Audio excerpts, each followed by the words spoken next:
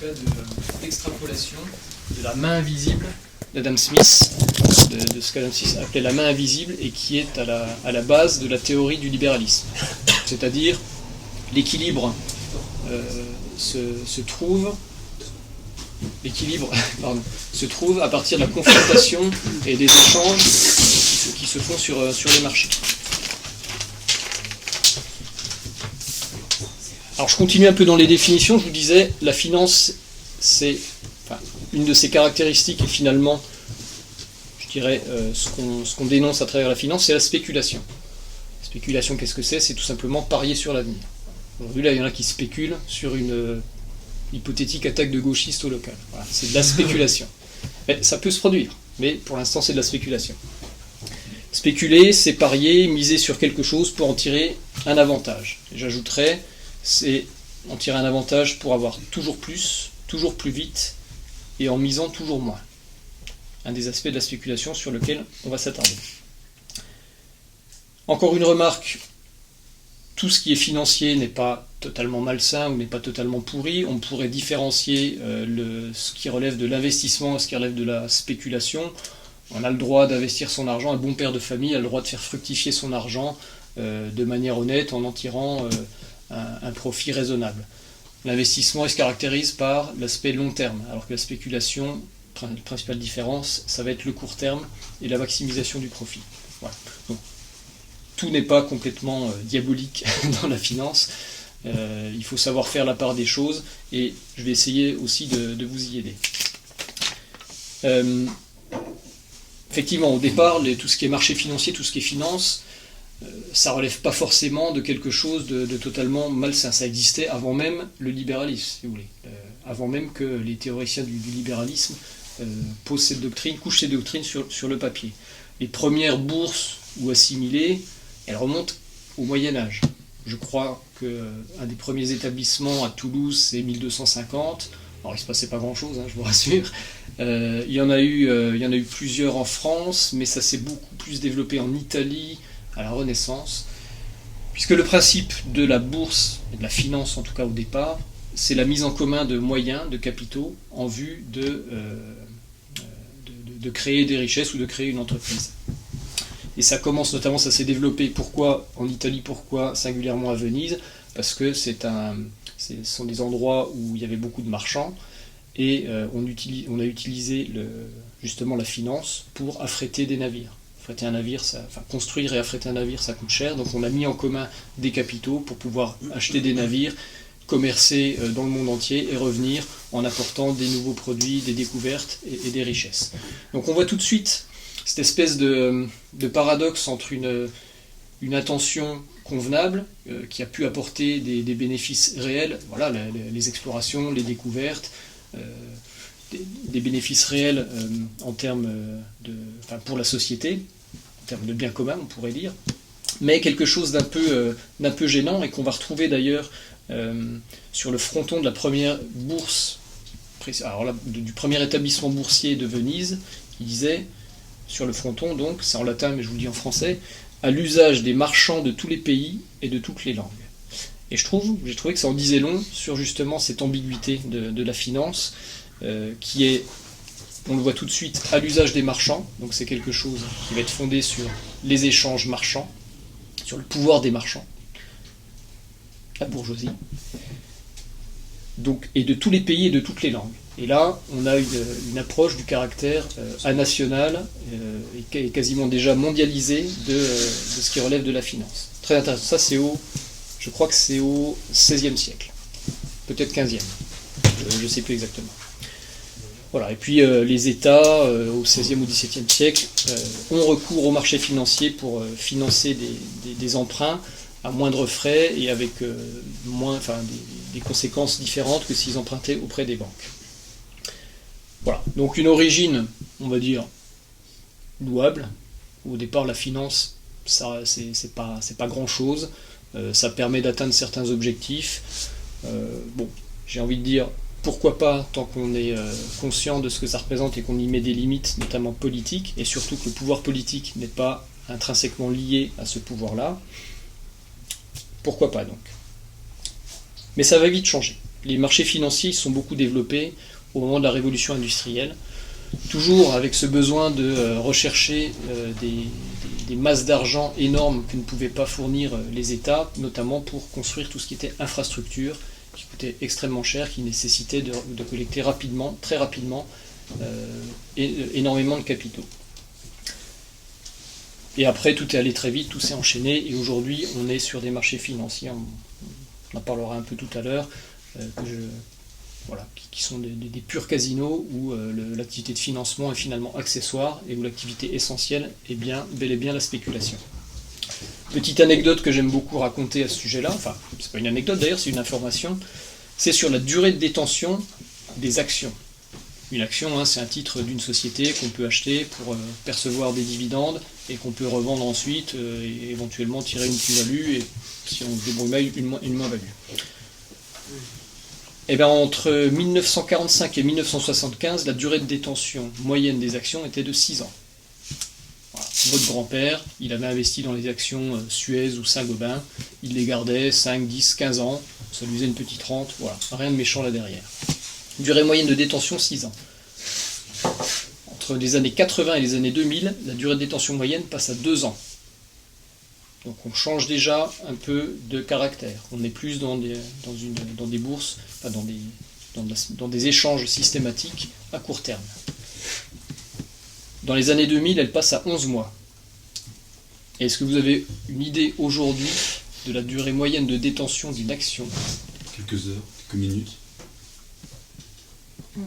Ça se compte en secondes, c'est 22 secondes. Aujourd'hui, le temps moyen, ce qui veut dire qu'il y a du beaucoup plus long et du beaucoup moins long. Le temps moyen de détention d'une action sur les marchés, c'est 22 secondes. Parce qu'évidemment, vous avez des algorithmes, j'en parlerai un petit peu après, qui ont été développés et qui traitent des milliers, des millions d'opérations à la seconde. Donc on est vraiment dans un principe d'échange, non plus pour investir et essayer et avoir une rente, mais pour gagner systématiquement sur les différences de cours et donc faire des plus-values ou alors provoquer des baisses ou des hausses de cours, tout ce genre de choses. On est sur de la pure spéculation, on est sur du casino, très simplement. Et effectivement, qu'est-ce qu'on peut faire sur les marchés financiers aujourd'hui? Alors peut-être que pour certains d'entre vous, vous le connaissez, vous le savez déjà et ça va paraître évident.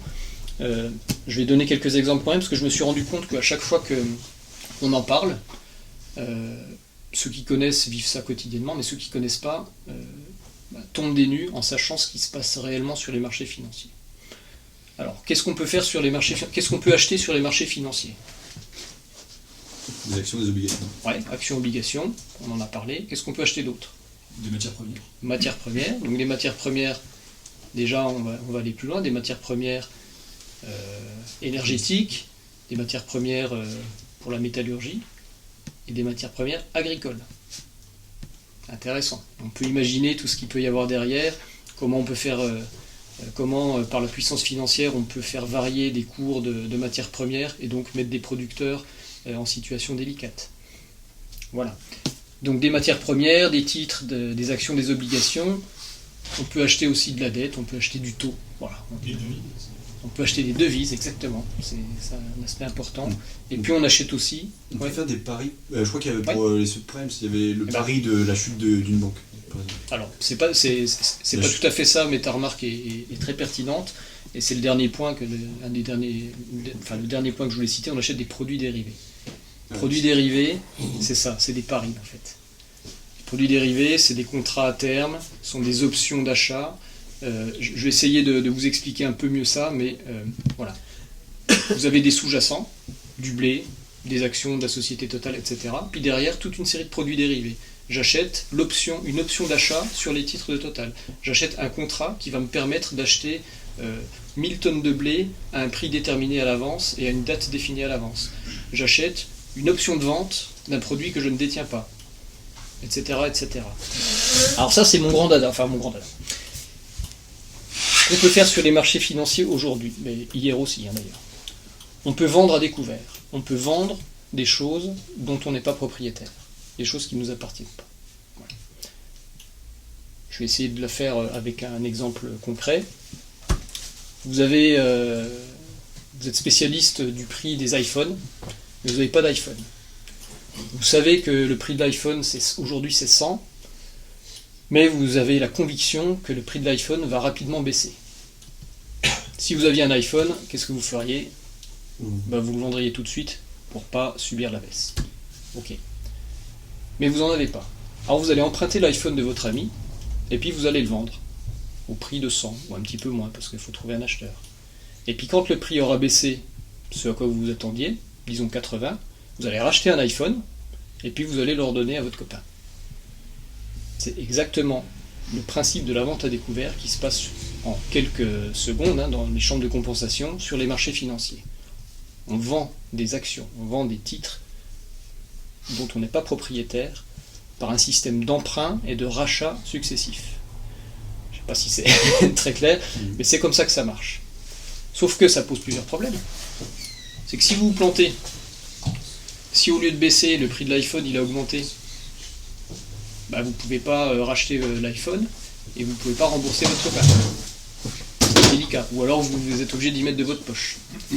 Et puis surtout, ce principe-là de vente à découvert, il entraîne les cours, donc les prix des actions, des titres, à la baisse. Et c'est comme ça que George Soros, un grand spéculateur assez connu, avait failli faire faillite à la Banque d'Angleterre en spéculant à la baisse contre la livre sterling. Donc on peut spéculer à la baisse, alors c'est un peu encadré quand même, parfois très rarement interdit quand il y a des secousses sur les marchés financiers, mais on peut faire baisser de manière artificielle comme ça la valeur d'une entreprise en l'attaquant, en vendant à découvert ces titres pour entraîner une baisse du cours de l'action. Voilà ce qu'on peut faire aujourd'hui sur les marchés financiers. Alors on peut faire plein d'autres choses, je ne vais pas m'étendre beaucoup, mais vous savez peut-être qu'il existe un marché des droits à polluer. Vous avez peut-être entendu parler de ça. Le protocole de Kyoto a défini des limites en termes de pollution pour les industries. Et puis plutôt que de manière politique fixer des limites et sanctionner le dépassement de ces limites, ou alors récompenser le fait de ne pas atteindre la limite, on a décidé de confier cette régulation au marché financier. Donc on a créé un marché des droits à polluer. Donc vous êtes une entreprise industrielle, vous avez tant de droits à polluer que vous pouvez échanger sur un marché. Donc si vous n'allez pas atteindre votre quota de pollution, vous avez le droit de revendre des droits de polluer à d'autres entreprises qui vont les dépasser. Ça existe. Protocole de Kyoto. Voilà. Alors c'est remis en cause, ils ont compris que c'était pas efficace et que c'était un peu malsain. N'empêche que ça existe. Et ça a été mis en place de manière mondiale. Et évidemment, à partir du moment où on met ça sur les marchés, tout devient possible. Et en l'occurrence, la tonne de CO2, parce que ça marche comme ça. On revend des tonnes de CO2 qu'on peut produire. La tonne de CO2 en 2006, elle était à 30 €, et elle est passée au cours de la même année à 1,30 €. Donc forcément, à ce prix-là, les entreprises, elles ont tout intérêt à acheter des droits à polluer, plutôt que de développer des technologies qui vont leur permettre de moins polluer. Donc le fait de confier ça au marché financier a eu un effet pervers total et n'a absolument pas permis d'atteindre l'objectif. Et en plus de ça, ça donne quand même des droits à polluer conséquents aux entreprises qui normalement devraient être limitées. Et puis on parlait tout à l'heure du temps moyen de détention d'une action qui est de 22 secondes. Ça, c'est directement lié à la mise en place du trading à haute fréquence. Donc ce sont des ordinateurs, des programmes informatiques qui sont chargés d'échanger des titres, des millions de titres à la seconde, pour essayer de bénéficier des écarts de prix, et donc plutôt que de gagner 50 € par action sur 10 000 actions, ils vont gagner 2 centimes par action, mais sur des millions d'actions, ou sur des millions de titres. Donc c'est l'effet volume. De toute façon, le libéralisme, la démocratie, c'est toujours le nombre, c'est toujours la masse, ça marche toujours comme ça. Trading à haute fréquence n'est toujours pas interdit.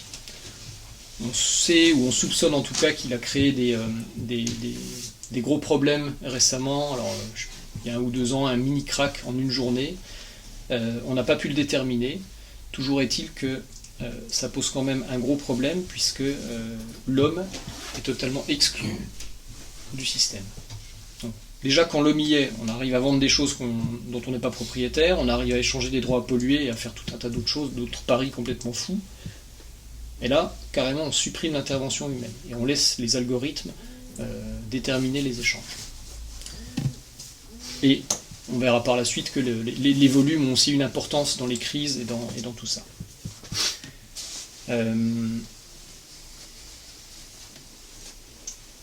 Voilà, les droits pollués, c'est un bon exemple de la dictature financière, puisque le fait de se reposer sur les marchés financiers plutôt que de faire confiance au pouvoir politique, eh bien c'est la preuve que le pouvoir des marchés, le pouvoir de la finance, a pris une importance considérable dont on ne veut plus se passer. Non pas qu'on est obligé de passer par là, mais on pense que c'est le meilleur moyen de réguler les échanges.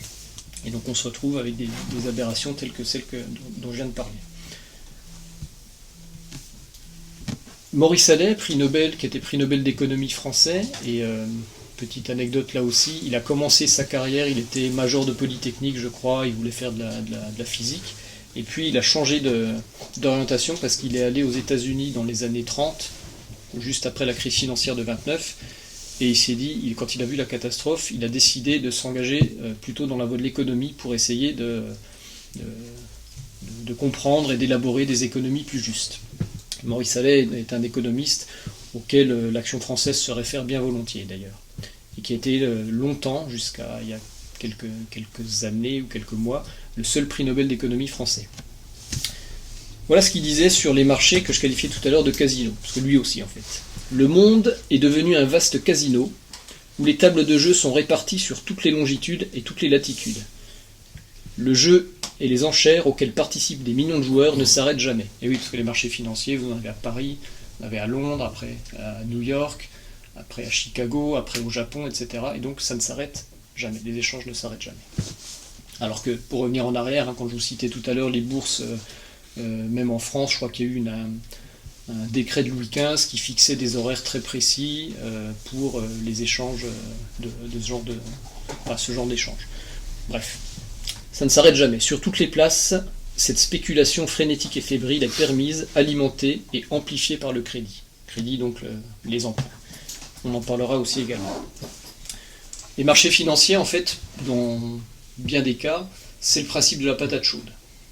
On crée un produit ou on achète un produit, on attend qu'il monte, vite on le refourgue à quelqu'un d'autre, et ainsi de suite, jusqu'à ce que, je dis la patate chaude, jusqu'à ce que la bombe explose. Et malheur à celui qui l'a le dernier entre les mains. Il y a quelques années, j'étais en train d'auditer une filiale de la BNP, pour ne pas la citer, c'était un fonds d'investissement immobilier au Luxembourg, et son directeur, qui était quelqu'un qui faisait très bien son travail, qui était rien à reprocher au plan professionnel, mais qui nous disait très librement, oui, une fois qu'on aura fait ça, il faudra qu'on retrouve un pigeon pour le revendre. Voilà les termes qui sont employés par les gens qui travaillent dans cette industrie, parce que le terme de pigeon, c'est exactement ça. C'est une fois qu'on a fait une plus-value ou qu'on a réussi, il faut vite revendre le bien, le titre, ce que vous voulez, et donc il faut trouver un pigeon qui sera à même de l'acheter. C'est une espèce de course infernale sans fin qui va produire, on va le voir après, des crises financières par le phénomène de bulle spéculative. D'ailleurs, ce qu'il disait pour l'immobilier, on retrouve ça beaucoup même chez les entrepreneurs aujourd'hui, ceux qui veulent créer des projets dans l'innovation ou dans la technologie. Leur but premier, c'est pas tant de monter un projet d'entreprise à long terme, c'est de s'enrichir très vite.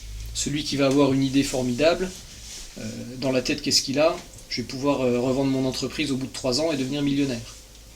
C'est comme ça que beaucoup de projets d'entreprise se font aujourd'hui. Enfin, on dit projet, mais c'est en vue de la revente rapide d'une entreprise. Voilà pour la partie spéculation. Alors ce phénomène de spéculation qui crée des bulles, précisément des bulles spéculatives, des bulles financières, a créé par le passé et continue à créer énormément de crises. Alors, il n'y a pas que les crises économiques dans la vie. Nous, à l'AF, on dit toujours que la crise est avant tout une crise anthropologique, une crise de sens, une crise morale, avant d'être une crise économique. Mais N'empêche que dans quasiment toutes les crises économiques aujourd'hui, peut-être même toutes, et dans beaucoup de crises économiques par le passé, c'est bien la finance qui est à l'origine de la crise.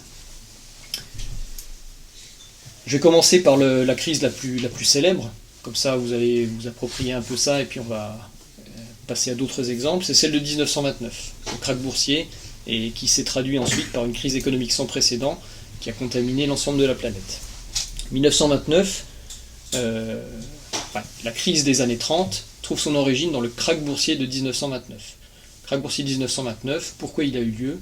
En gros, il y avait ce phénomène justement de surévaluation de titres que les investisseurs pouvaient acquérir en recourant au crédit avec un effet de levier, on appelle ça effet de levier, de 90%. C'est-à-dire que les États-Unis avaient autorisé les gens à s'endetter à 90% pour acheter des titres financiers. Donc ils mettaient 10, ils achetaient 100, pour faire simple. Et les 90, c'était de l'endettement. Donc là encore, il y a eu une espèce de course à l'échalote qui a été amplifiée par le phénomène de crédit, sauf qu'au bout d'un moment, et c'est ce qui se passe toujours dans les bulles financières, on arrive à de tels niveaux de prix qu'il n'y a plus d'acheteurs sur le marché, donc on brise la confiance, donc les cours commencent à s'effondrer, et autant les cours peuvent monter relativement vite, autant l'effondrement il se fait en quelques jours. C'est ce qui s'est passé d'ailleurs aux États-Unis. Donc effondrement des cours de bourse, ce qui a affaibli les entreprises dont les plus fragiles ont fait faillite, et puis ce qui a eu pour conséquence aussi de pousser les investisseurs et même les particuliers à vouloir retirer leur argent des banques. Sauf que comme vous le savez, si vous allez tous dans votre banque demain pour retirer l'argent, la banque n'est pas capable de fournir tout l'argent qu'elle doit à ses clients. Donc ce phénomène a entraîné de nombreuses faillites de banques et qui a entraîné elle-même ensuite la crise économique que l'on a connue, et, élément déjà intéressant, qui a contaminé l'ensemble de l'économie mondiale. Crise en Europe et dans beaucoup d'autres pays. Ça, c'est la crise de 1929 qui trouve son origine dans la finance. Mais il y a eu beaucoup de crises avant, on en parle moins, on les connaît moins, mais elles sont, j'allais dire rigolotes, non, c'est pas tellement le mot, mais c'est intéressant de voir que même dans les années, en l'occurrence en 1720, il y a eu un mini krach financier à Paris, puisqu'il y a un Américain, alors il n'y avait pas de bourse à Paris dans ces années-là, les échanges de titres financiers se faisaient dans la rue, et plus précisément rue Quincampoix, pour l'anecdote. Et donc il y a un Américain qui avait eu l'autorisation de vendre des titres de la compagnie de Louisiane, je ne sais plus exactement le nom, compagnie de Louisiane je crois, ainsi que des billets de banque gagés sur les réserves d'or de l'État. Je vais essayer de traduire ça. Il arrivait en vendant des titres d'une société qui était censée récupérer l'or qui serait découvert en Louisiane, pour faire simple, à peu près. Et ce qui s'est passé en quelques années, au bout de 2-3 ans je crois, 4 ans. Il commence en 1716 et en 1720 il s'aperçoit qu'il a vendu plus d'or gagé par les contrats que d'or qui existait réellement dans les caisses de l'État. Donc tous les investisseurs ont fait faillite. Vous voyez à peu près le phénomène? Et c'est souvent ça la spéculation, et c'est souvent ça la finance, c'est la décorrélation des biens réels avec les titres et les produits financiers. C'est la décorrélation, la déconnexion entre l'économie réelle, entre le réel, et ce que j'ai appelé dans un article récent l'économie légale, la spéculation et la finance. Donc là voilà, on vend du papier, on vend de l'or sur du papier, comme on vend du pétrole sur du papier, sauf que derrière le papier, il n'y avait pas la masse d'or, ou il n'y aurait pas par exemple la masse de pétrole équivalente. Donc forcément, on se partage moins que ce qu'on a donné, donc tous les épargnants sont ruinés. La crise la plus célèbre, qui est considérée comme la première crise, comme le premier krach financier, c'est la tulipomanie. Alors, ça peut être fastidieux, un peu anecdotique, mais c'est intéressant de voir que même, là en l'occurrence au XVIIe siècle, on était quand même dans des processus qui ressemblent déjà à ce qu'on vit aujourd'hui et qui ont exactement les mêmes causes, les mêmes fonctionnements. C'est-à-dire le fonctionnement des bulles spéculatives qui explosent et qui provoquent des krachs boursiers et des ruines. La tulipomanie, ça se passe en Hollande. Il y a un engouement exceptionnel pour les tulipes, et plus précisément pour certains spécimens rares. On introduit un marché à terme, puisque on ne peut pas acheter les tulipes à tout moment, puisqu'il n'y a que 3 mois où on peut les sortir de terre pour les vendre, et le reste du temps il faut qu'elles soient cultivées. Donc disons que les 9 autres mois de l'année, on les vend sur du papier. On vend des contrats en disant, voilà, vous avez me donné 100 et vous avez le droit d'acheter à telle date tant d'oignons de tulipes. Donc il y a eu un engouement, et puis de la spéculation, parce que quand un bien est échangé directement, en l'occurrence une tulipe, la spéculation elle est très limitée. Vous pouvez devenir marchand ou grossiste, acheter 1000 tulipes et puis les revendre plus cher une par une. Mais ça trouve ses limites, parce qu'il y a un bien physique derrière. Quand tout se fait sur le papier, ou aujourd'hui en informatique, on démultiplie complètement les possibilités spéculatives. Et il y a un vrai marché spéculatif qui s'est créé comme ça, sur la vente de tulipes sur du papier. J'accélère. En 1637, un oignon de tulipe pouvait avoir la valeur de 2 maisons ou de 8 veaux gras. C'est ce qu'on lit dans la littérature. Sauf que, exactement pareil qu'en 1929, en février 1737, les cours s'écroulent. Donc finalement, on se rend compte que les tulipes ne valent pas du tout ce prix-là. Et donc, ça ruine énormément de monde et ça crée une mini-crise économique en Hollande. Je vais revenir un peu plus dans l'actualité, mais encore une fois, ça me paraissait important parce que c'est le même phénomène qui s'est produit pour la crise des subprimes. Crise des subprimes, je vais essayer de faire simple aussi. Ça part de crédits immobiliers que les banques octroient à des ménages peu aisés, donc à des ménages plutôt en difficulté. Donc ce sont des prêts risqués. C'est très risqué pour la banque parce que la capacité de remboursement est plutôt incertaine. Et donc pour sortir ce risque-là de leur bilan financier, les banques découpent ces emprunts, ces prêts, en titres, et ils les mélangent avec d'autres produits qui, eux, sont moins risqués. En gros, vous mettez, de manière très schématique, vous créez un véhicule, comme une petite société, dans lequel vous mettez des obligations d'État, donc des choses qui ne sont pas du tout risquées parce que les États sont solvables, des actions de sociétés qui sont peu risquées, on va acheter l'exemple de Total, et puis des petits bouts de dette très risqués, mais juste des petits bouts, et des petits bouts de plusieurs. Et tout ça fait un produit financier dont on peut extraire là encore des titres, parce que c'est une société, un produit financier, le véhicule c'est une société, dont on peut extraire des titres, les échanger et spéculer dessus.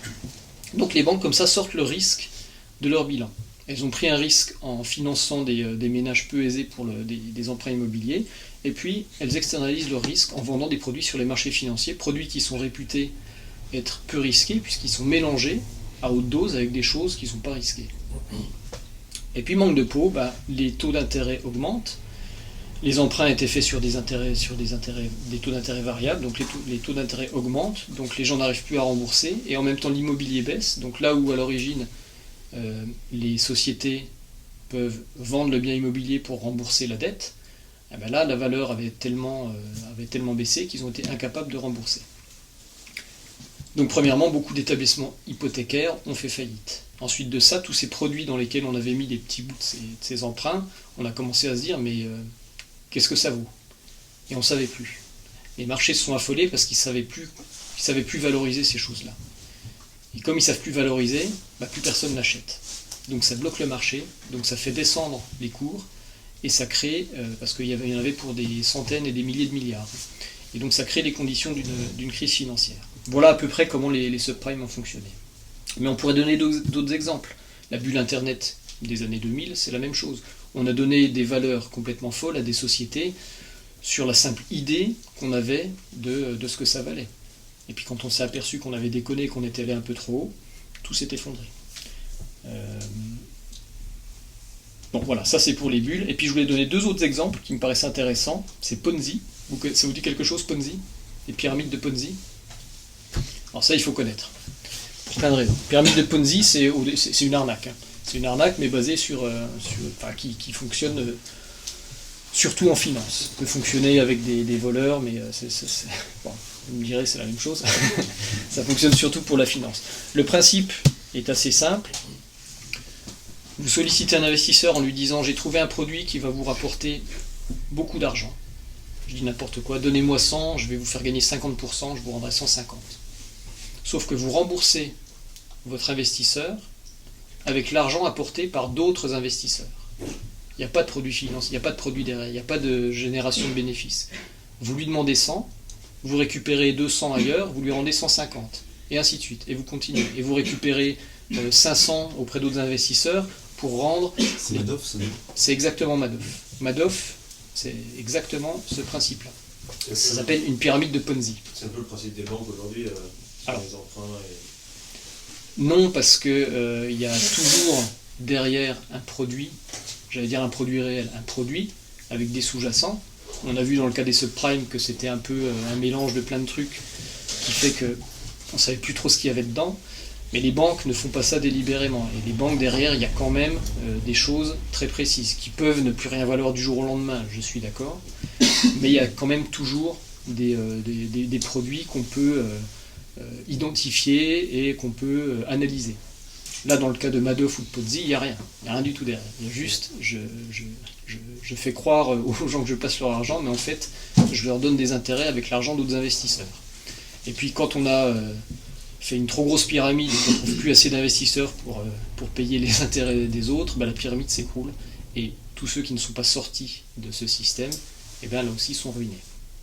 Et alors, c'est intéressant parce qu'on ne le dit pas souvent, mais c'est exactement comme ça qu'a commencé l'affaire Stavisky. Vous savez que l'affaire Stavisky, c'est ce qui a entraîné les manifestations de février 1934. L'affaire Stavisky, c'est une affaire Ponzi, c'est une pyramide de Ponzi, c'est une arnaque. Mais comme elle a été plus ou moins couverte par les financiers et que ensuite il a bénéficié de clémence, on va dire, ça a dégénéré dans les manifestations antiparlementaires de 1934. Donc là aussi, c'est bien la finance, le point de départ en tout cas. Évidemment, c'est pas cette arnaque qui a entraîné les manifs de 1934, mais ça a été le point de départ de cet élan, je ne vais pas dire révolutionnaire, mais au moins insurrectionnel. Et ça me paraît intéressant, surtout quand on sait que c'est intimement lié à l'histoire de l'AF. Dernier exemple, un peu différent, Kerviel. Kerviel, là c'est une fraude du type martingale.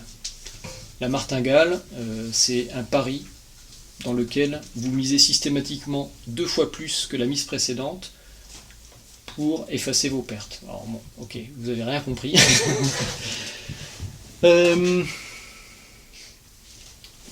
Vous pariez au casino. Si vous pariez sur les rouges ou les noirs. Vous mettez 1, si vous perdez 1, si vous gagnez 1. Jusque là ça va? Ok. Donc imaginez vous misez une première fois et vous perdez. Vous allez miser une deuxième fois le double. Vous avez perdu 1. Vous misez 2, si vous gagnez 2, donc vous aurez récupéré votre mise. Non, c'est le double, pardon. Non, vous gagnez 4 et vous récupérez votre mise. Et ainsi de suite. Si vous perdez, le principe c'est de toujours miser le double jusqu'à ce que ça tombe sur la bonne case. Et à ce moment-là, vous aurez gagné juste votre mise initiale, mais au moins vous n'aurez pas perdu.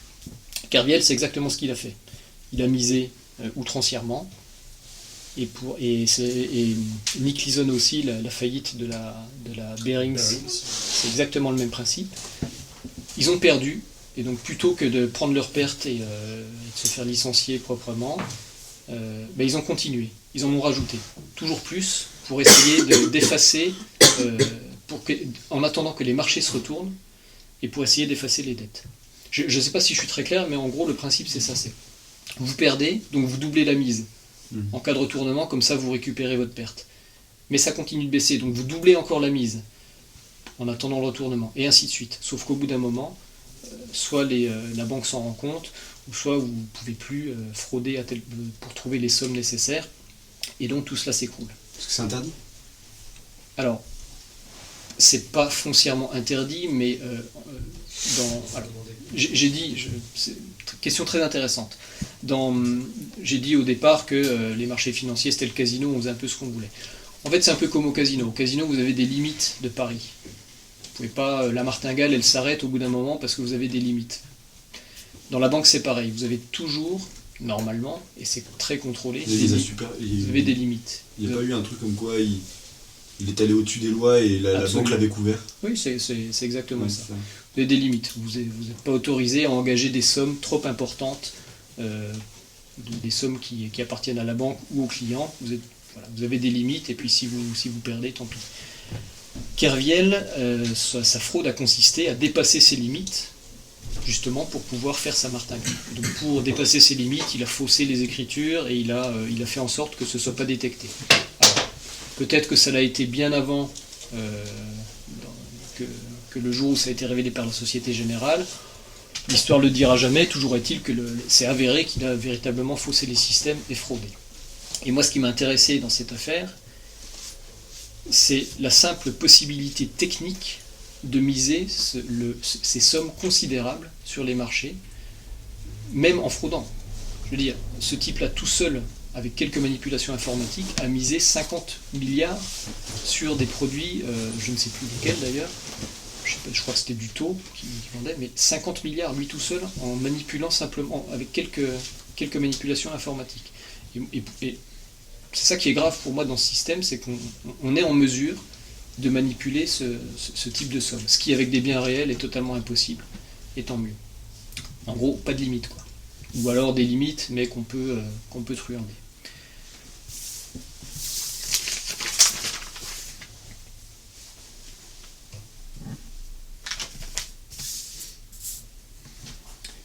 Voilà, et donc les crises, la dernière des crises dont on peut parler, c'est la crise des dettes souveraines. Alors je m'y arrête pas trop, c'est plus récent parce que je vais reprendre l'exemple de la Grèce juste après. Parce que pour finir, voilà, quelques autres exemples, non pas de crise, mais de ce que la finance peut engendrer comme comportement ou comme réalité dans la vie de tous les jours. On a parlé des banques, bien sûr, qui sont des acteurs essentiels de la finance. Les banques, on emploie souvent l'expression anglaise « too big to fail », c'est-à-dire trop gros pour faire défaut. Les banques ont pris une telle importance dans l'économie et dans la finance que les laisser faire faillite aurait des conséquences dramatiques pour l'ensemble de l'économie. C'est pour ça qu'on dit « too big to fail », trop gros pour faire défaut. Si bien que les banquiers, même malgré la réglementation, malgré les limites, inconsciemment savent que, quel que soit leur choix, jamais un État ne les laissera tomber. Jamais elles ne feront faillite, parce qu'elles seront toujours sous... Et c'est ce qui s'est passé après la crise des subprimes en France, de toute façon. Jamais un État ne laissera une banque faire faillite, à cause des conséquences dramatiques que ça aurait. Et il y a une exception à ce principe, Lehman Brothers, et c'est exactement ce qui s'est passé. Ça a été catastrophique, ça a amplifié la crise, et ça a contribué à sa contagion dans le monde entier. C'est pas en Islande aussi qu'ils ont refusé de... Alors en Islande c'est différent, ils ont refusé de rembourser leur dette d'État, alors, la dette publique. C'est comme si en France on disait à tous nos créanciers, c'est-à-dire aux banques, bah désolé mais on fait la révolution et on considère qu'on n'a plus de dette envers eux. Ça peut donner des idées. C'est pas l'Argentine qui a fait ça aussi? Oui, absolument. Absolument. L'Argentine a fait ça aussi. Mais l'Islande était un exemple. L'Islande est un petit pays, donc les conséquences sont moins importantes. Mais voilà, c'est des choses qui se font. Et des banquiers ont fini en prison en Islande. Exact. Et ça, c'est un autre. Mais enchaînons là-dessus. C'est un autre exemple intéressant de cette dictature financière qui finalement, peut-être pas impose, mais a un pouvoir considérable. Aujourd'hui, les États, vous savez, et en particulier la France, les États sont endettés auprès des marchés financiers. La France a une dette publique de 2000 milliards d'euros, qui est à peu près équivalente à 100% de son PIB. Et cette dette, elle est contractée auprès d'institutions privées, auprès des banques. Donc, les banques ont quand même un pouvoir considérable, théorique, mais considérable, sur finalement la politique des États. Et on en a l'exemple le plus frappant en Grèce, où les créanciers de la Grèce, quand la Grèce s'est avérée incapable de rembourser ses emprunts publics, eh ben ces créanciers, qui sont essentiellement des banques, ont commencé à dire, bon ben voilà, vous allez faire telle réforme, et puis vous allez faire ci et ça. Et ça a créé un peu la révolution en Grèce. Dictature de la finance, c'est pas une dictature directe et formelle, mais ça va quand même jusque-là. Donc ce système qui a pris une ampleur telle qu'on ne peut absolument plus s'en sortir sans créer des secousses dramatiques, eh bien, il permet à des banquiers d'avoir un pouvoir politique considérable. Traduction aussi concrète de cette dictature, qu'on peut appeler la dictature de la finance, c'est le pouvoir des banques aujourd'hui. Les banques, c'est, dans le CAC 40 en France, il y a trois grandes banques. Vous ne pouvez pas, sauf dans des cas précis, en utilisant un système alternatif, mais qui est très limité aujourd'hui, vous ne pouvez rien faire sans les banques. Vous voulez percevoir un salaire, il faut avoir un compte en banque. Vous voulez emprunter pour acheter un appartement, il vous faut une banque. Et donc, une association, il faut une banque. Exactement. Donc vous avez, quoi qu'il arrive, un doigt dans l'engrenage. Et puis les banques, elles ont un principe aussi, très, très concret, c'est on ne prête qu'aux riches. Je fais d'abord une parenthèse en disant j'ai quand même une certaine indulgence pour les banques, parce qu'on leur fait souvent une critique très, très paradoxale. On leur dit qu'il faut qu'elles financent l'économie réelle, et puis on leur reproche de prendre trop de risques. Sauf que par principe, si on veut financer l'économie réelle, il faut prendre des risques. Et si on ne veut pas prendre de risques, il faut surtout pas financer des entreprises, mais aller sur des emprunts d'État ou l'immobilier, en gros. Donc voilà, c'est juste une petite note sur ce paradoxe qui est un élément d'indulgence, une critique qui est faite aux banques et qui est peut-être un peu pas toujours justifiée. Toutefois, on ne prête qu'aux riches. Vous êtes, imaginez, vous êtes jeune salarié ou je ne sais quoi, vous voulez emprunter pour acheter un appartement, vous allez avoir quelques difficultés. Si vous n'avez pas un garant derrière ou si vous n'avez pas déjà des biens derrière, ça ne va pas être facile. Alors que si vous avez déjà un grand patrimoine et déjà des garanties suffisantes ou alors des revenus très élevés, là vous allez pouvoir emprunter très facilement. On ne prête qu'aux riches. Et le problème, parce que ça peut paraître injuste, mais à la limite ça s'arrête là, mais ça ne s'arrête pas là.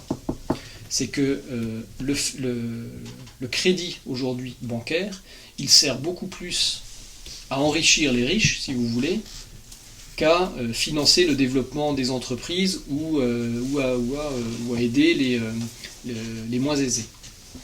Je m'explique. Et c'est ça qu'on appelle le levier financier. Imaginons quelqu'un qui a 100 000 euros et qui veut les investir, je dis n'importe quoi, il achète un appartement, ça lui rapporte 5% par an. Et bien qu'est-ce qu'il va faire ? Il va aller voir sa banque et il va faire exactement comme en 1929 les investisseurs, au lieu d'acheter un appartement avec 100 000 euros, il va s'endetter pour pouvoir acheter quelque chose qui vaudra 500 000 euros et qui lui rapportera d'autant plus par rapport au capital investi. Donc non seulement on ne prête qu'aux riches, mais en plus la finance aujourd'hui sert avant tout, c'est pas un objectif avoué, mais en tout cas dans la réalité c'est ce qui se passe, bénéficie à ceux qui disposent déjà de moyens importants. Rien de plus facile, et je parle en connaissance de cause, pour un fonds d'investissement immobilier aujourd'hui que de s'endetter pour acheter des immeubles. Les banques regorgent de liquidités, puisque la Banque Centrale Européenne en a injecté énormément récemment. Les banques regorgent de liquidités, et donc elles préfèrent les donner à des gens qui, en prenant pas trop de risques et en finançant ce genre de choses, plutôt qu'en allant financer des petits entrepreneurs, des artisans, et en prenant des risques compliqués. Et il faut aller plus loin sur ce sujet-là. La Banque Centrale Européenne donc, a injecté énormément de liquidités, je disais, dans le système bancaire, ce qui fait que les banques se retrouvent avec énormément d'argent et de crédits à octroyer. Et j'avais fait le calcul, j'ai plus les chiffres exacts en tête, mais j'avais fait ça dans un article récemment dans la F. Quand on regarde le bilan des banques, le rapport est à peu près de 1 à 5 entre ce qui est utilisé pour prêter aux particuliers et aux entreprises et ce qui est placé sur les marchés financiers ou le marché interbancaire. En gros, sur les 2000 milliards peut-être que la Banque Centrale Européenne a injecté dans les banques privées, eh bien, il y en a peut-être 400 milliards, quelque chose comme ça, qui ont servi à financer ce qu'on appelle l'économie réelle. Et encore, dans l'économie réelle, vous avez des purs investisseurs immobiliers, par exemple. Et tout le reste, c'est les marchés financiers. Donc on a encore accru la masse de circulation d'argent dans ces marchés financiers. Ça, c'était pour les banques. Une autre conséquence de la finance, c'est que les entreprises peuvent devenir très grosses très rapidement. Grâce à la finance, grâce à l'effet de levier, une entreprise peut racheter ses concurrents, ses fournisseurs, ses partenaires, et grossir. Si bien que si on prend l'exemple dont je lisais un article l'autre jour, du marché de la viande, ben vous avez 2 ou 3 acteurs qui se partagent le marché. Donc quand vous êtes producteur de viande, vos interlocuteurs, c'est uniquement 3 énormes entreprises qui ont à peu près tout pouvoir sur la fixation des prix. Alors de temps en temps, l'État s'en mêle quand il y a un peu trop de manifestations, mais c'est très timide. Et puis l'État, de toute façon, il est lié à ce genre d'entreprise. Voilà. Voir crever 2-3 paysans, c'est pas très grave, c'est diffus. Par contre, ne plus avoir le soutien de dirigeants de ce genre d'entreprise, c'est un peu plus gênant. Donc leur intervention est parfois un peu timide. Donc voilà, la finance aboutit à ce qu'il y ait des véritables absences de marché, des oligopoles qui se créent, où finalement sont des minorités et des élites qui décident des prix au détriment, en l'occurrence, là, dans cet exemple-là, des producteurs. Et puis je finis donc sur les liens entre finance et démocratie. Maurras a beaucoup écrit là-dessus, sur le fait que la démocratie, c'est un régime qui est créé par l'argent. Je vous lirai un extrait tout à l'heure. Et effectivement, ça peut paraître simpliste comme schéma, mais il dit toujours, pour avoir le pouvoir en démocratie, il faut de l'argent. Il faut de l'argent pour faire des campagnes, il faut de l'argent pour diriger l'opinion, il faut de toute façon de l'argent pour bénéficier de l'appareil d'un parti et arriver au pouvoir. Et alors je dis simpliste, mais pas tant que ça, parce que quand on voit Emmanuel Macron qui vient de se lancer en solo, première chose qu'il a fait, c'est un appel aux dons. Récolter de l'argent. Récemment, les affaires Sarkozy montrent bien que les budgets de campagne ont quand même une petite importance dans les élections. Le dépassement des budgets de campagne, etc. Enfin, les millions qui sont dépensés pour les campagnes. Voilà. La prise du pouvoir en démocratie, ou la recherche du pouvoir est intimement liée à l'argent. Finance et démocratie. Et puis il y a la question des finances publiques. Ça, je l'ai déjà dit tout à l'heure en parlant de la Grèce. Je ne sais pas si vous avez suivi les primaires de la droite et du centre, mais voilà, on parle de beaucoup de choses, mais on parle beaucoup de finances publiques et d'économie. On parle de dette. Enfin, c'est un des... Encore une fois, selon le niveau des taux d'intérêt, le remboursement des emprunts de la dette publique, c'est le premier poste budgétaire, ou le deuxième après l'éducation nationale. C'est devenu quasiment le point central de toute réflexion politique. Le pouvoir de la finance qui est devenu omnipotent. Alors je vais vous lire ce petit passage, il est délicieux, de Maurras à propos de la République et de la finance. Ce qu'il y a de plus puissant après la finance en régime démocratique, en gouvernement d'opinion, c'est la phobie de la finance. On se souvient François Hollande dans sa dernière campagne. Le pouvoir appartenant à l'opinion et à l'élection y appartient tout d'abord à ceux qui, possédant de puissants capitaux liquides, peuvent faire les frais d'une propagande capable de former et de diriger l'opinion, ce que j'essayais de vous résumer à l'instant. À ce pouvoir immodéré et intempéré de l'argent, nul autre contrepoids que la dénonciation publique de ce pouvoir, qui ne saurait d'ailleurs se faire sans lui. Il faut de l'argent pour lutter contre l'argent. L'argent est donc le générateur inavoué de l'État démocratique, à la lettre, il le crée. Mais comme il ne doit pas le créer, comme cette génération est illégitime au regard des lois écrites et des lois morales, cette puissance souveraine est réduite à rougir d'elle-même et à se cacher de son action. Ainsi l'argent fait tout ensemble la force et la honte du régime, son ressort secret et sa flétrissure publique. il peut tout demander au régime, excepté de l'avouer comme son auteur. L'argent doit se résigner à cumuler les satisfactions de l'omnipotence et les pudeurs de l'anonymat. Je trouve ce passage délicieux parce que c'est 1913, et quand on se souvient du discours de Hollande contre la finance, et parallèlement des affaires du financement des campagnes, voilà, ça ne manque pas de piquant. Ça nous rappelle Hollande, ça nous rappelle les campagnes électorales, et puis ça nous rappelle cette distinction dont je parlais au tout début de la conférence et que je vais reprendre pour terminer, que Maurras faisait notamment dans sa préface à la mire d'intelligence sur le sang et l'or, ces deux forces qui s'opposent, force du sang, force de l'or. L'or, divisible à l'infini, est aussi diviseur immense, nulle patrie n'y résista. Je ne méconnais point l'utilité de la richesse pour l'individu. L'intérêt de l'homme qui pense peut être d'avoir beaucoup d'or, mais l'intérêt de la pensée est de se rattacher à une patrie libre que pourra seul maintenir l'héréditaire vertu du sang. Le libéralisme, comme je dis souvent, comme disaient beaucoup d'autres, c'est la victoire de l'économie sur le politique et de la liberté sur l'autorité et la légitimité. Et de cette lutte sans merci entre l'or et le sang, qui est une lutte... c'est une lutte sans merci entre l'or et le sang, et qui est finalement, comme le disait Maurras dans cet extrait, une lutte entre le pouvoir de l'argent et le pouvoir héréditaire. Et bien voilà, une des pistes que je vous donnerai ce soir pour terminer cette conférence, c'est contre le pouvoir de l'argent, retrouver justement ce pouvoir héréditaire, ce pouvoir du sang contre le pouvoir de l'or. Et je vous remercie de votre attention.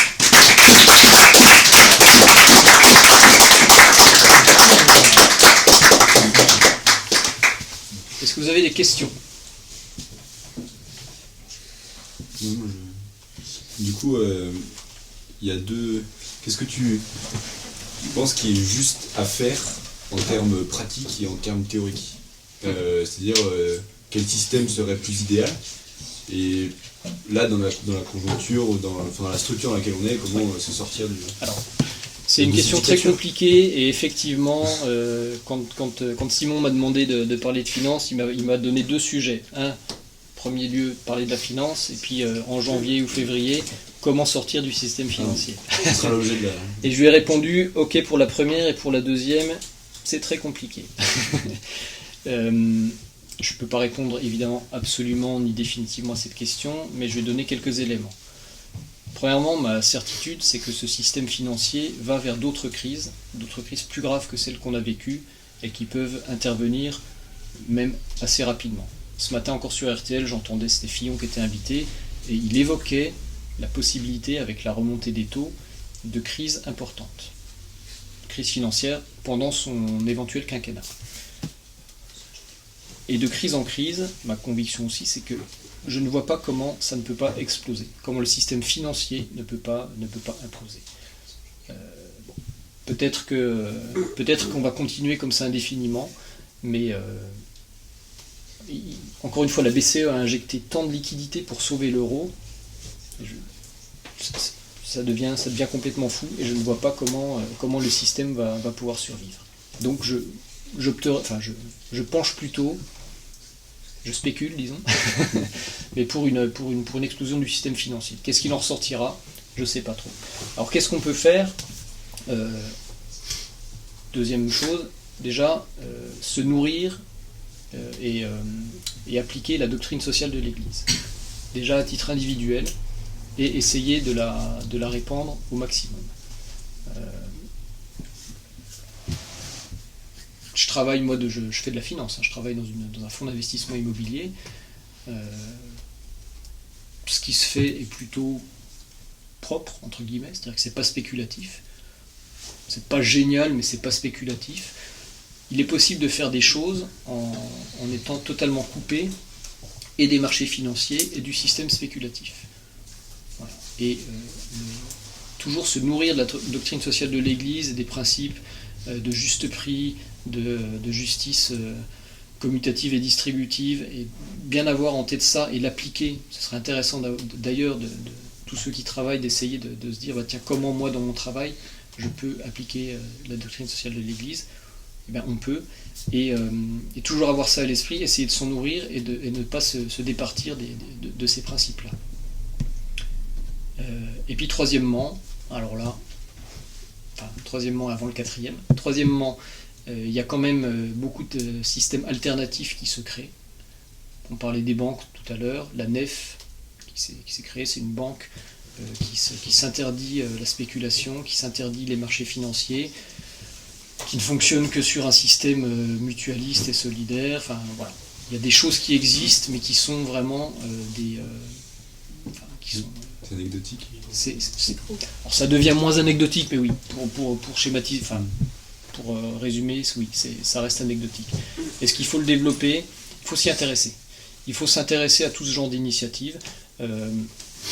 J'ai vu une banque l'autre jour qui proposait c'était il y a quelques mois, qui proposait une carte de paiement non payante et qui ne permettent pas le débit sur le compte. Donc, voilà, ça c'est des choses qui peuvent être intéressantes à regarder. En fait, ta carte de paiement déjà elle ne coûte rien et puis tu n'as pas le droit d'être à découvert. Ah d'accord. Tu n'utilises que l'argent qui existe réellement. Ce genre de choses. Il y a tout un tas de choses comme ça qui existent, des initiatives. On parle aussi de la finance, comment on appelle ça? Il y a la finance solidaire, il y a le financement participatif, le crowdfunding qui est... Alors, là aussi, tout dépend où va l'argent. Mais il permet prêts entre particuliers, donc il y a des plateformes internet. Oui, tout à fait.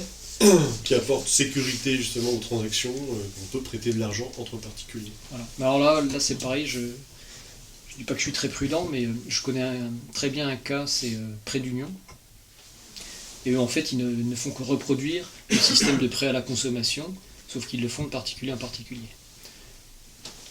Donc danger, parce que les prêts à la consommation, on sait ce que ça donne. C'est aussi de la fuite en avant et de la spéculation. Mais ça, c'est un exemple précis, et il y en a d'autres choses entre particuliers qui sont plutôt saines et plutôt vertueuses. Et la NEF en est une. L'exemple que je vous donnais tout à l'heure, c'est exactement ça. C'est du participatif. Donc troisièmement, voilà, regarder ce qui se fait, les initiatives, en prendre éventuellement. Hein. C'est aussi entre nos mains. C'est peut-être à nous de... Parce que toutes ces initiatives, ça se fait à gauche, j'imagine, des trucs un peu d'extrême gauche. On retrouve dans ceux qui font ça, effectivement, un terreau plutôt gauchiste au sens large. Mais c'est des engagés politiquement au sens noble du terme, c'est pas des militants du Parti Socialiste. On retrouvera pas mal d'écolos, effectivement. Ta remarque est pertinente. Hein. Quand on voit les monnaies de substitution qui se sont créées. Le Gonette. Ouais. Ma tante qui est une énorme gauchiste bosse là-dedans. Voilà, les monnaies locales et tout ça, etc. On retrouve quand même un certain communautarisme qui, oui, effectivement, tire beaucoup à gauche. Voilà. Mais pour autant, il ne faut pas non plus le négliger totalement. Et puis, les initiatives naissent là-bas, demain elles peuvent naître ailleurs. Il faut... Puis on n'a pas... Est-ce que ces initiatives, elles s'envisagent à niveau national? Alors ça, c'est mon dernier point. Ou est-ce qu'il y a des mesures comme l'interdiction de la spéculation, ou du moins ils mettent des limites? Est-ce que c'est réalisable? D'avoir le pouvoir, par exemple. Oui. Moi j'y crois. Je ne crois pas que les prochains élus le feront, mais politiquement, alors malheureusement ça ne pourrait se faire, je pense, qu'à l'occasion d'une crise qui montre encore une fois les dangers de ce système, et on dira stop, on arrête tout. Et c'est un peu ce qui s'est fait d'ailleurs en 1929. À chaque fois qu'il y a une crise, en fait, après on interdit des trucs, puis quand ça va mieux, on les réautorise. Je parlais tout à l'heure des ventes à découvert. Il y a des jours en bourse où on interdit les ventes à découvert parce que ça va mal sur les marchés. Puis après, on les autorise à nouveau. Pour moi, effectivement, il faudrait interdire tout ce genre de choses. Tu ne dois pas parler de la taxe Tobin.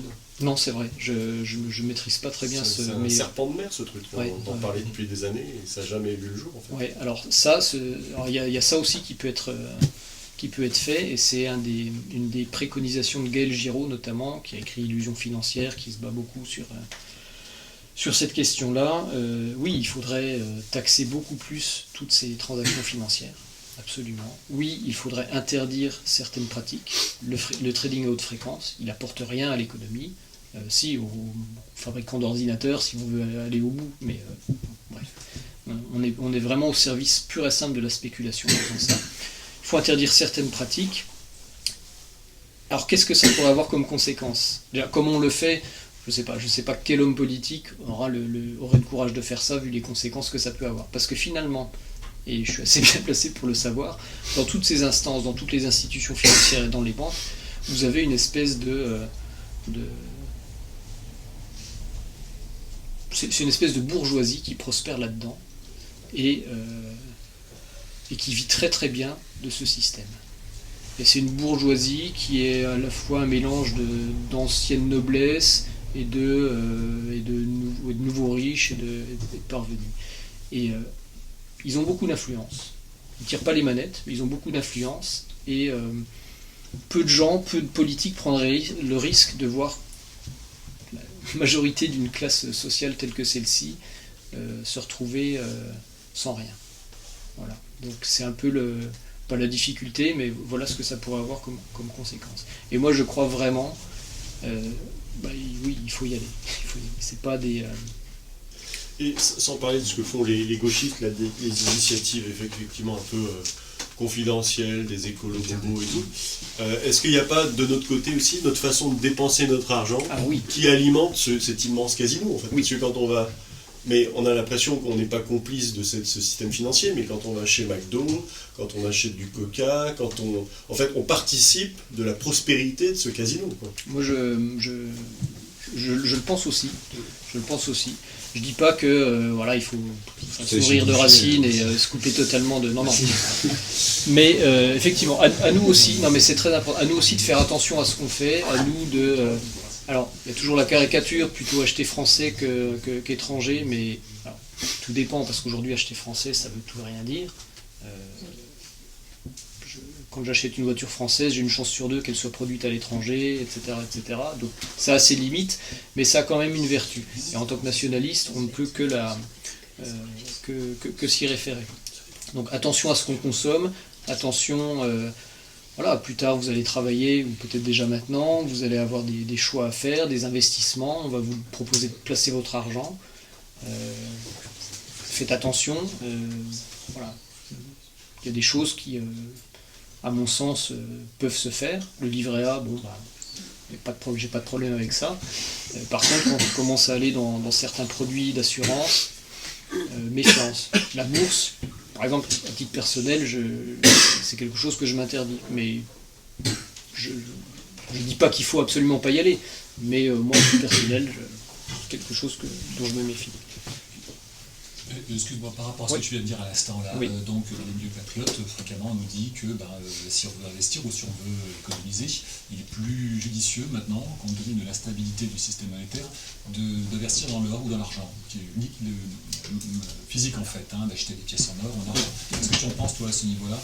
Parce que après le système je crois que tu me diras si je me trompe, c'est depuis Bretton Woods qu'en fait on a complètement abandonné la parité entre l'or et le dollar. Pence, je crois qu'il avait dit qu'en effet, de toute façon, à l'avenir, le système il pourrait reposer que sur l'or ou l'argent. Est-ce que, quand ça va s'équilibrer, en tout cas, avec les turbulences qui nous attendent, est-ce qu'il n'est pas plus prudent justement?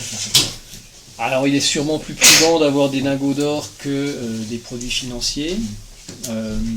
Moi j'aime bien l'immobilier parce qu'au moins c'est du concret, on sait ce qu'on a, et puis même si ça vaut moins, ça reste, ça peut loger des gens, enfin voilà la pierre. Quand on commence à se poser la question de placer dans l'or, c'est qu'on commence à avoir un petit peu d'argent quand même, c'est bien, tant mieux. Et après, je te dirais que je ne peux pas t'en dire beaucoup plus, parce que l'or aussi fait l'objet de spéculation. On a vu que le cours de l'or a flambé ces dernières années avant de retomber un petit peu, mais il a doublé en très peu de temps. Alors, il y aura toujours une certaine valeur plus sûre qu'autre part, il est moins instable quand même que le dollar ou même l'euro, enfin je veux dire dans l'absolu, à terme. En tout cas, Oui, si là actuellement il y a peut-être en effet une bulle financière qui est en train de se créer sur l'or, quoi, qui dans l'absolu il va pas non plus redescendre à, je sais pas, aux 30 ou 50 euros actuels. Je pense pas non plus. Ouais, Je voilà, pense donc, pas non en plus. effet, quelque part, c'est bien de diversifier son épargne, une épargne saine. Oui, alors voilà, en ce qu'on dit phase toujours, avec, exactement, il faut principe. exactement, voilà, diversifier en restant en phase avec certains principes. Ça me paraît être voilà, une bonne. Tout à fait. Je te remercie. Eh ben, merci Luigi. Je vous en prie. Alors, pour finir sur une note pessimiste, j'avais oublié de vous lire la fin de une petite citation de Maurice Allais sur le problème du crédit et toutes ces choses-là. L'économie mondiale tout entière repose aujourd'hui sur de gigantesques pyramides de dettes, prenant appui les unes sur les autres, dans un équilibre fragile. Jamais dans le passé une pareille accumulation de promesses de payer ne s'était constatée. Jamais sans doute il n'est devenu plus difficile d'y faire face. Jamais sans doute une telle instabilité potentielle n'était apparue avec une telle menace d'effondrement général. Désolé pour le pessimisme, mais voilà. De quand ? Quelle année ? Alors je sais pas quand est-ce qu'il a dit ça, je sais pas. Sans doute dans les années, peut-être dans les années 2000. Si. Alors il est mort, hein, Maurice Allais, mais c'est pas ce qu'il disait. Alors c'est un peu pessimiste, mais voilà à quoi nous prépare cette dictature financière. Merci. Merci Luigi.